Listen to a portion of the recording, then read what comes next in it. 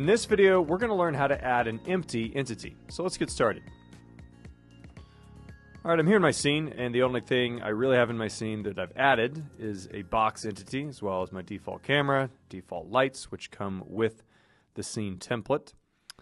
Now, if we wanted to add an empty entity, before we answer that question, let's ask what is an empty entity.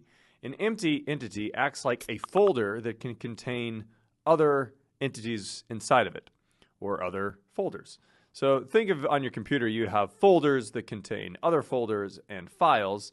That's essentially the same way that the entities panel can be constructed using empty entities. So if we go up here to create entity, and we go down here to the others category and we find the entity button, we select that. That adds just what's called entity, and I will select that over here in the inspector panel and call it empty entity. And then I can start dragging and dropping, and this is what we call nesting, other entities within that. And so I can put, actually I can't do that with my default camera, so we'll leave that one alone. But right now we've added the box and the default lights.